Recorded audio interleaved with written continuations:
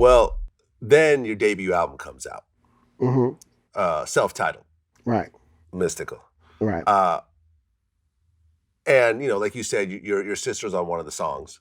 Right. And the album comes out, and how does that first album do? Very successful.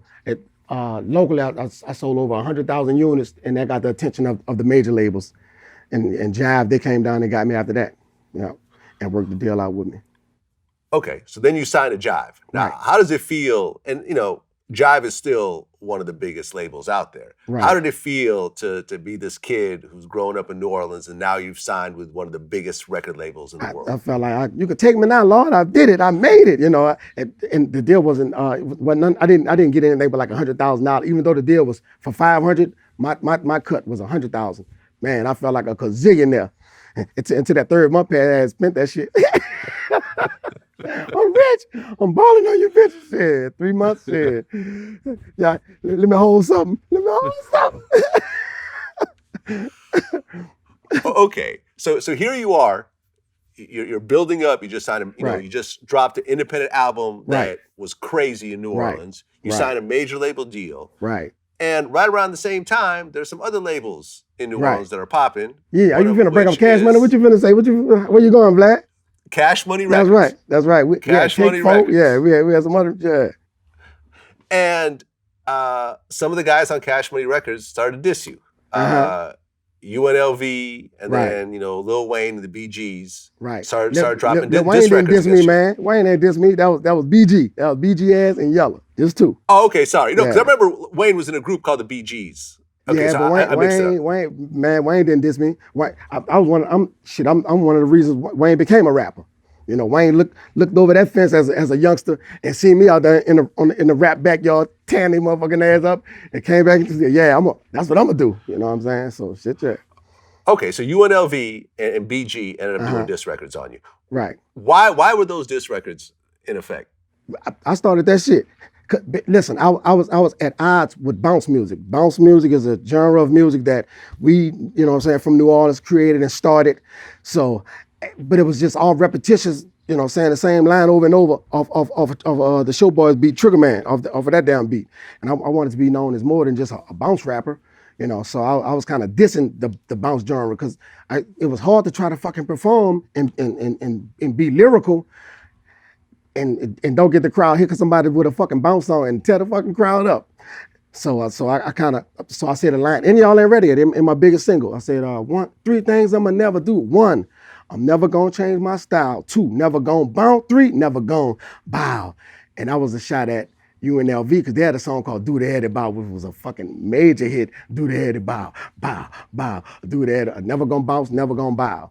And they heard that shit. They ain't shit. They're supposed to diss my ass back. They did what they're supposed to do. They're from New Orleans, fuck. Right, UNLV dropped Drag Him in the River. Man, I still play it to this day.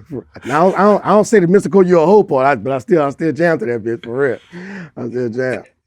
And then Fuck Big Boy by BG. They couldn't fuck with us. They couldn't fuck with us. They were dope though. We were definitely fans of each other's music. And I know I used to fuck their head up because see they lived uptown where I live too, but they lived in the third ward. And I used to drive down their street in my Bonneville. And matter of fact, in the Bonneville that my sister left behind, because that was her car. I got it all fixed up once I got my little shit together. And once it turned into Big Mystikal, had that bitch fixed up with them speakers in the back of that bitch, going down their street playing Dragon from the River like this shit. Look at me like, this motherfucker here crazy. For real. I remember one time I went down there, they got fed up with my electrician, started throwing rocks at my car. Boom! Shit, I jumped out that motherfucker. They haul ass too, for real. So, that beef was different back then, man. That shit was fun. I remember I used to see Yella. I'd be in my Land Cruiser. He'd be in his, he had a Trooper. His shit was nice too. Wasn't fucking with my Land Cruiser. But anyway, we used to be on the road and see each other.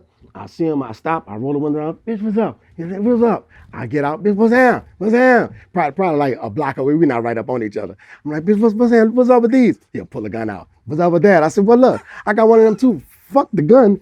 What's up with these? Nah, what's up with the gun? I'm going to my holler at you. Yeah, bitch, I'm successful already. Bitch, you still local. You tripping. I done made it. Got me fucked up. Man, Okay, that shit was fun, bro.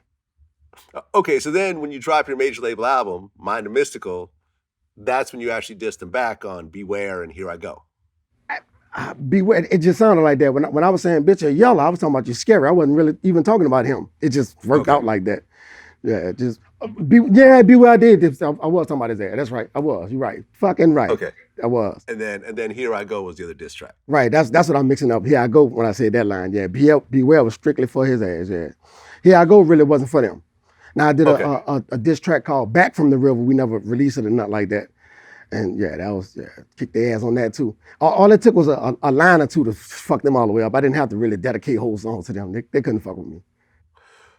Was there a point where y'all just squashed it, or did time just kind of pass? It just played out. It just played out. And then Yella got killed himself. So and man, Yella he was a fucking comedian, man. We knew each other pretty well. I wouldn't say we were friends, but we knew each other. We knew each other.